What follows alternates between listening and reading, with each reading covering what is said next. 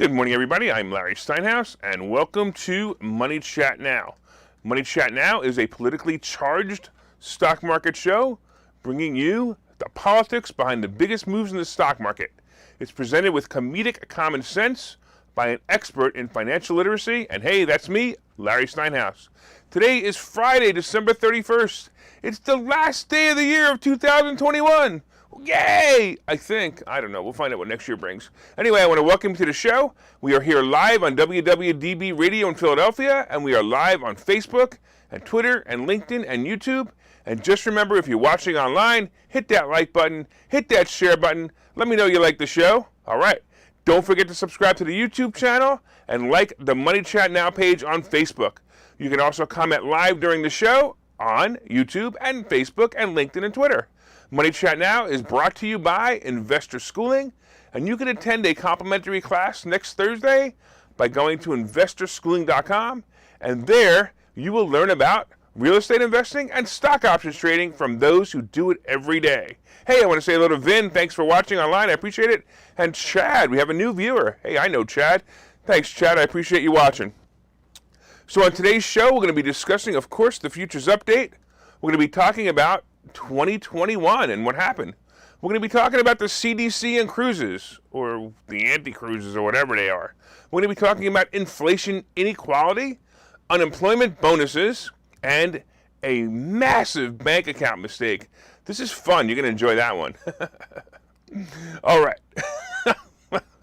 All right, let's talk about the futures. By the way, Linda says, how funny was it that we were followed by the Song of Silence on WWDB? I was thinking the same exact thing. All right, it looks like the Santa Claus rally is really slowing down yesterday, right after the Dow Jones hit a new 52-week high of 36,679. Anyway, the S&P also hit a high as it crossed over the 4,800 mark, and I'm going to tell you right now, I think 5,000 is coming, and look for some resistance at the 5,000 mark. I think that's where it's going to start to end. The NASDAQ was even up, even though Apple still didn't hit that 182 mark to make it a $3 trillion company. We saw the travel stocks get beat up just a bit because some power-hungry fraud at the CDC wanted to change the course again, but we'll be talking about that in a few minutes. Anyway, the futures right now, the Dow, it's down 92, the S&P is down 10, and the NASDAQ is down 38. Hey, I want to say hello also to Joe and Tom online. Thank you guys so much. Appreciate it. All right, let's talk a little bit about nostalgia and 2021. What a year. Hey, what do you guys remember most about 2021? You know, it was certainly a year that many want to forget. I'll tell you I do. Well, parts of it anyway. The scandemic and the accompanying government overreach is definitely at the top of reasons why people want to forget it, but let's discuss some other interesting things that happened this year.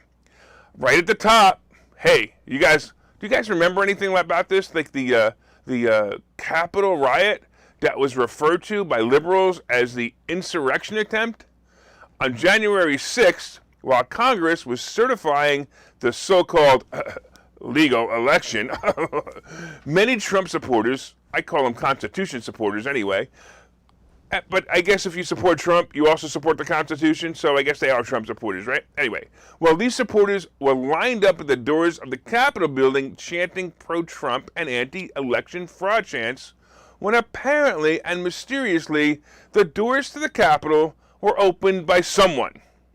Well, we know what happened next, as some entered the building and others were pushed in by the crowd.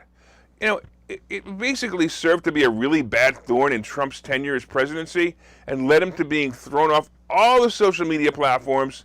And of course, he was impeached for the second time, and then a month later was acquitted once again.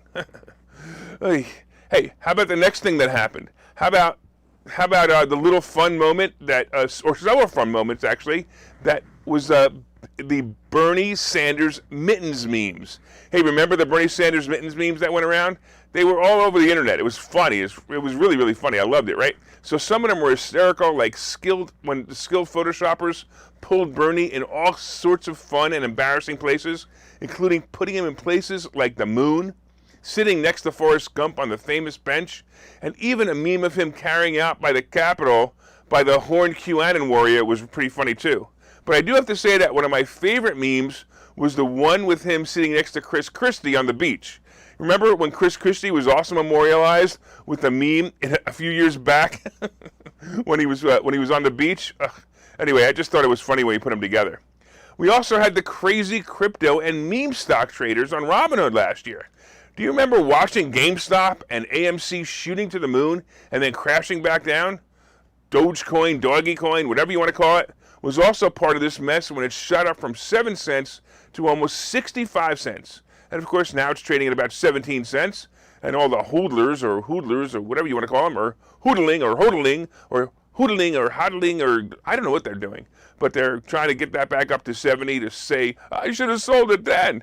Anyway, how about the dumb sports teams with their political messages of BLM that caused the lowest turnout and smallest audience for football and other sports? In 2021, we also watched as William Shatner actually flew into space on Jeff Bezos' rocket named Blue Horizon. Interesting. We also lost some great and famous people in 2020. We lost Rush Limbaugh, and I'm trying to replace him, so if you guys think I can replace him, let me know. We also lost Larry King. We lost Alex Trebek, Stephen Sondheim, Ed Asner, Ned Beatty, Dustin Diamond, and some people that we kind of already thought died, like Tommy Lasorda, Cloris Leachman, and Hank Aaron. We also lost Larry Flint and many others. You know, that's so terrible that we lost Larry Flint, right? Anyway, in 2021, we also saw Elon Musk overtake Jeff Bezos as the richest man alive, and then we saw Jeff Bezos step down from Amazon. I guess he couldn't handle the disappointment. In 2021, the smartest thing in the White House, Joe Biden's dog, bit 2 people. Don't forget the 2 famous people in 2021, or at least for a while, Meghan Markle and Prince Harry, when they were interviewed by Oprah. So the social media app, if you guys remember, called Clubhouse, was a big thing for a few months, and then it really wasn't. It kind of disappeared. And here's a good one. Remember Joe Rogan was blasted for taking ivermectin to cure his COVID? By the way, this was just about the time that J&J's vaccine was pulled off the market for blood clots. Oh, by the way, ivermectin helped Joe Rogan, while at least 9 people died from the J&J vaccine. Yeah, I'll let you do whatever you want with that information. Don't forget the 6 hours last year that Facebook was down, and I don't know, I kind of went into a panic when it was down for 6 hours. Anyway, when Facebook was down for 6 hours, right when the big Facebook expose was published in the Wall Street Journal. Coincidence? I don't think so. Anyway, there were so many other moments, such as the Delta and Omicron variants, and how we would continue to be manipulated by the fascist government. Of course, the most important and most exciting moment of 2021 was when Larry Steinhouse, that's me, started the show Money Chat Now. This show was quickly put on the radio by WWDB, and it's still there. I can't believe they haven't thrown me off yet. For all to enjoy. Hey, did I also mention the time that the president pooped in his pants when he went to see the Pope?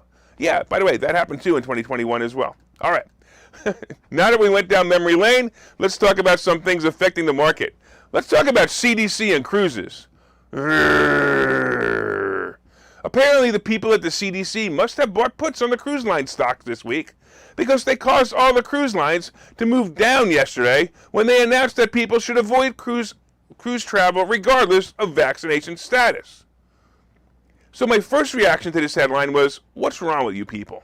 Must you continue to control people and make profits and keep the profits and major corporations to keep your egos from going away? First of all, let's examine the part that says, regardless of vaccination status, and replace it with the truth. The statement should say, because we finally realized that the COVID vaccines don't work. That's what they're saying to me anyway, right? Isn't that a clearer statement? Especially when everybody on a cruise ship must be vaccinated to board the ship. This irresponsible and biased statement from the CDC. By the way, think about all these groups, right? The people like the CDC who they knew nothing. They basically did nothing for years, and all of a sudden they're becoming famous because of the cold that's going around that everybody wants to call the Omicron virus. Anyway, the irresponsible and biased statement from the CDC was announced when cruise ships were operating in the U.S. Cruise ships operating in the U.S. waters have reported about 5,000 COVID cases to the CDC. Do you know how many cruise lines go out and how many people are on those cruise ships? 5,000 is not a lot. Anyway, it was basically a major spike, and the reason was because a month ago there was only 162 cases reported. Hey, cruise lines, stop reporting the cases and stop buying COVID tests. The reason they're reporting the cases is because they're testing everybody on board every freaking 5 minutes. Of course that's what's going to happen, right? All right. Basically, if you stop the test and you stop reporting the cases, it'll actually keep the industry afloat. Wasn't that a great word? Anyway, Brian Salerno with the Cruise Line International Association said that the trade group was disappointed by the CDC's announcement. Well, of course. He goes on and says, we're obviously disappointed at the CDC's decision to raise the travel level for cruises today, especially given the overwhelming level of effectiveness of cruise protocols that are resulting in significantly lower level of cases on cruise compared to land. So he's basically saying that more people are getting infected in restaurants than there are on the cruise ships, right?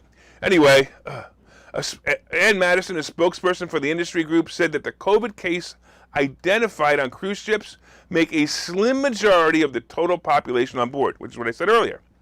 The majority of those cases are asymptomatic or mild in nature, posing little or no burden to medical resources on board or on shore. Yes, because people get colds on ship all the time. It's a freaking cold. Leave us alone, you power-hungry POSs at the CDC. It's bad enough people have to try to enjoy their cruise while wearing stupid masks and disclosing what used to be private medical information. Hey, CDC, Dr. Fauci and Gestapo Joe, let people live their lives. Of course this drives down cruise stocks, just as they were moving up nicely yesterday. Anyway, the surprise was that they didn't move down as much as I thought they would. I actually thought it would be pretty bad. So, here, I'm going to tell you what we do. Before we take a break, hey, by the way, I want to say hello to Charles. Thanks, Charles. I appreciate you watching. And here you go. Before we take a break, what is your favorite nickname that I give the buffoon in charge? You know who I mean. The buffoon in charge. Think about that. What's your favorite nickname? You've heard me say so many. Hey, you're watching online? Please comment with your favorite nickname for him, and we will see you back in a minute. Okay, so you've thought about investing in real estate, houses, apartment buildings, properties, but don't really know where to start? Well, what if you could very easily learn how to gain strategies to use other people's money to buy and sell houses in the Philadelphia area? If you could learn and network with successful area real estate investors and how to produce monthly income on rental properties without headaches, that place is Investor Schooling. With Investor Schooling, you'll learn from two Philadelphia area rockstar real estate investors, Phil Falcone and Larry Steinhouse, about how to buy and sell properties the easy way and teach you basic and advanced techniques to help you make money in real estate. You can attend Investor Schooling in person or online visual classes 8 times a month. You can and will learn how to make money in real estate. Call for free information and get a complimentary pass to one of these classes. But don't delay, as these complimentary passes are limited. Call the number on your screen now or visit investorschooling.com. investorschooling.com. All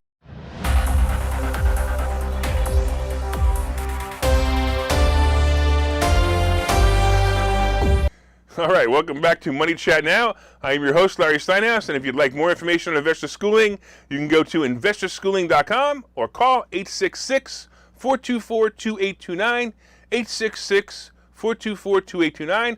I want to thank you all for listening on WWDB Radio in Philadelphia. And if you're watching online, please hit that share button so you can help your friends learn about how to make more money and have a big laugh at the same time. Hit that like button and let me know you enjoy the show. And of course, you can leave comments on Facebook and Twitter and LinkedIn and YouTube, and I will try to respond to them. Hey, I want to say hello to also Bill and Tommy online. Hey, Tommy says that his favorite ones are President Poopy Pants, Let's Go Brandon, and Gestapo Joe. So if you guys have been listening to the show for a while, you know I say it all the time. Actually, I actually say Let's Go Brandon, but I don't actually refer to him as that because his name's not Brandon.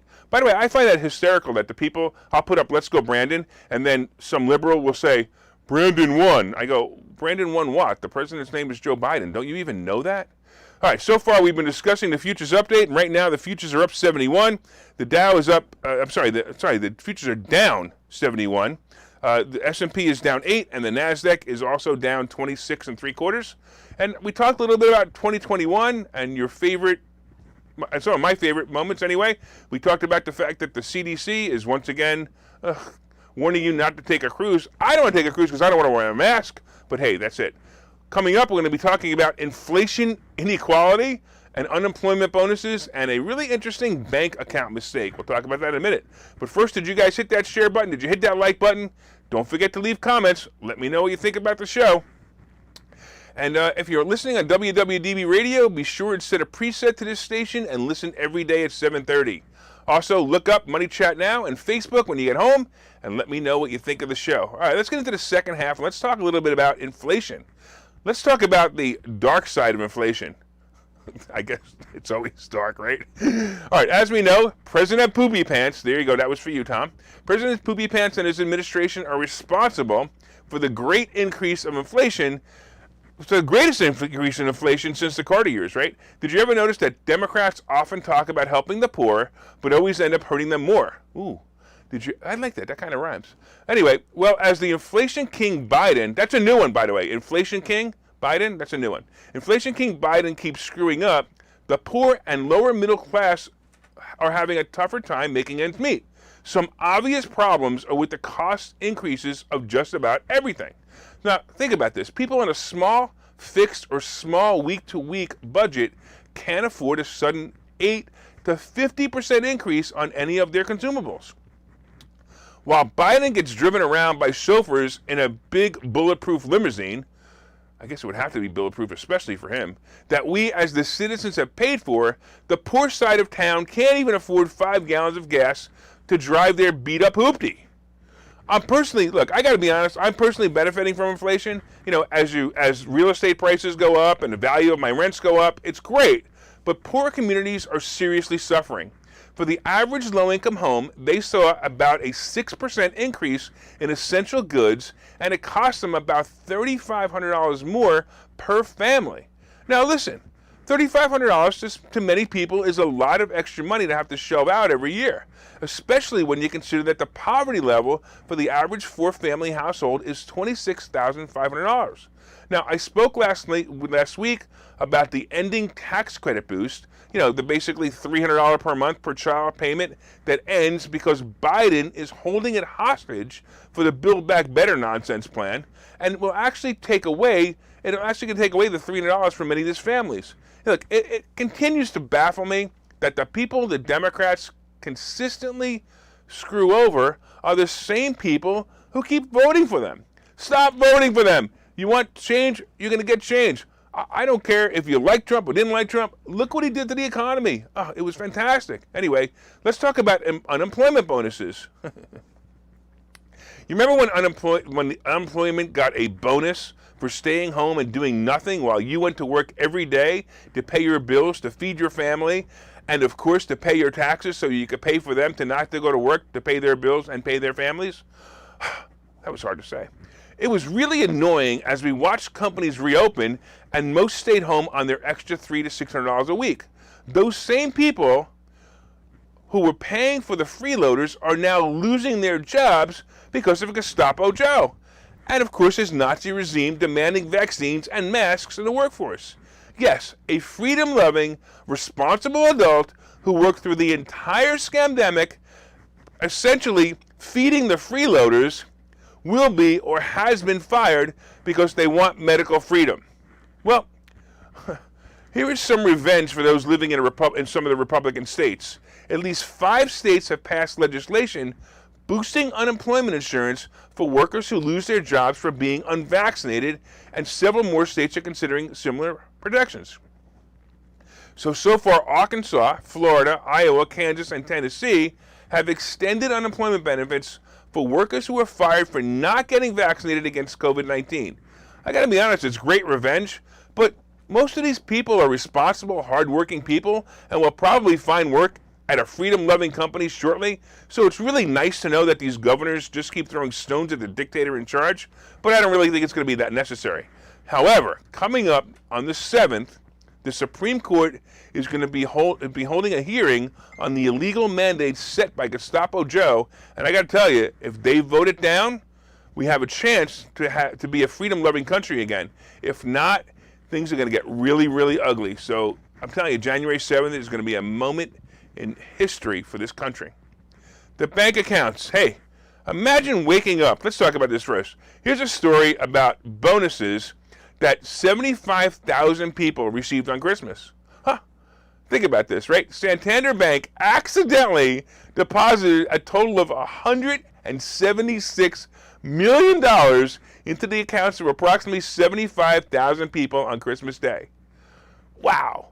The mistakes happened when payments from 2,000 business accounts across the UK were processed twice, meaning some employees saw their wages double while suppliers got more than they were expecting. Look, it gets more interesting when you realize that because these were direct deposits, the money didn't only show up in banks owned by Santander.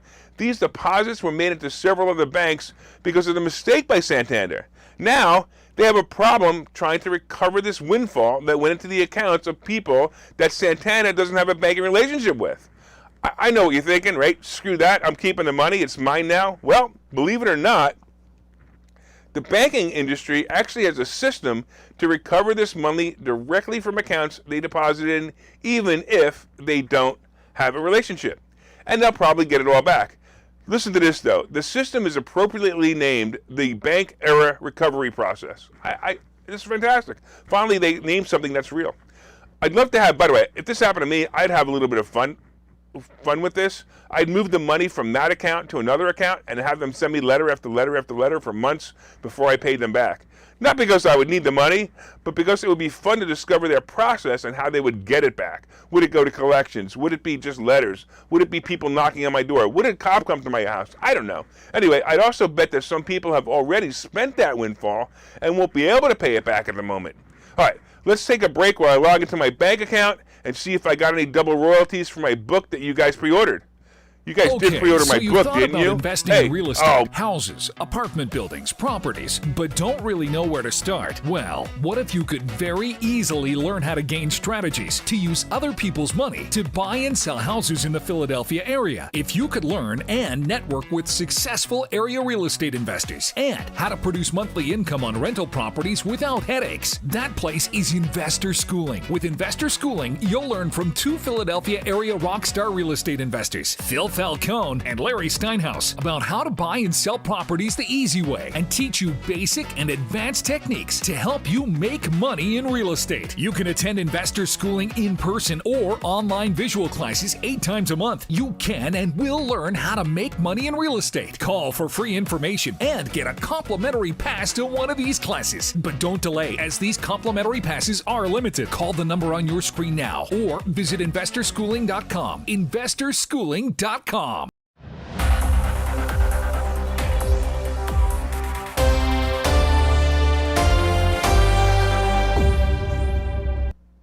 Welcome back to Money Chat Now. I am your host, Larry Steinhouse.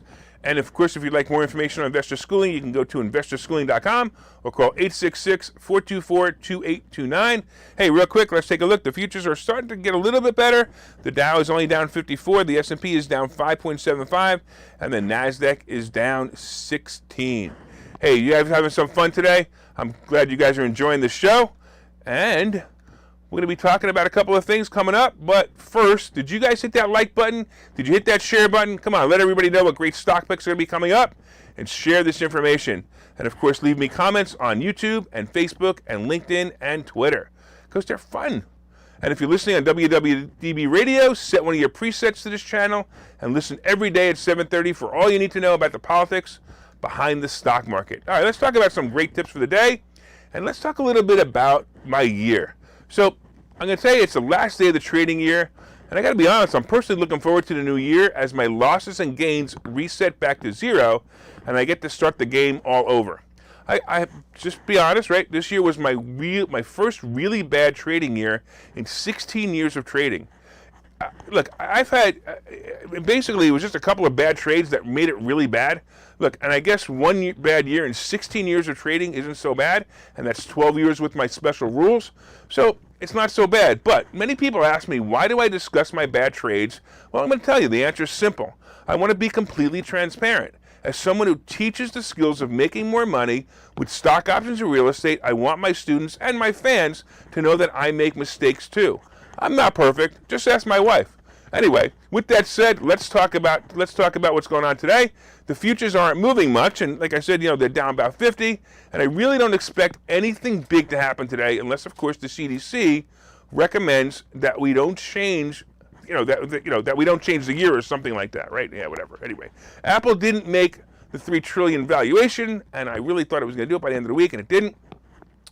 We talked about the travel stocks being beat down a bit on news, and I don't expect them to stay down there long. I'm going to tell you right now, the travel stocks are still a great play. January is historically a great month, so position yourself well and get ready to make some money in there as well. Okay. Crypto, of course, is just vacillating. It's actually moving kind of violently. I also want to see what's going to happen in the next month or two because I don't know what's going on with that. That's kind of rough. Hey. All right. Anything, by the way, so there's nothing really happening that much with gold and silver either. And, look, I keep telling people, buy gold, buy silver, put it in a drawer somewhere, save it for when you need it. It will go up, but besides that, it's also going to be great currency when we hit the zombie apocalypse. That's such a weird word. I always have trouble with it. Anyway, the Treasury Bond did go an inch over the 1.5 mark, and that you got to be careful for because that will affect tech stocks as it always does. And it's possible that's why Apple stalled out this week and didn't quite make the $3 trillion valuation. Hey, by the way, before we finish the day, did you guys make any money on any of the stock advice we've given you so far? I've given you so far. Hey, if you're enjoying the show, also leave some comments. And if you're watching on any of the social media platforms, please leave a comment on your thought about the show. Or if you've taken any of the advice, please share this show with your friends. Don't forget, they can watch it anytime. So share it right now and watch it. I want to thank you, of course, for your continued support. Don't forget to subscribe to the YouTube channel and like the Money Chat Now page on Facebook. I also want to thank the listeners on WWDB Radio. And, of course, I want to thank you all for watching, listening, and I want to wish you all an incredible new year, a very profitable new year, and a fun new year. And hopefully you'll get to go out and do something fun this year. So have a profitable new year. Have a great new year. We will see you on Monday.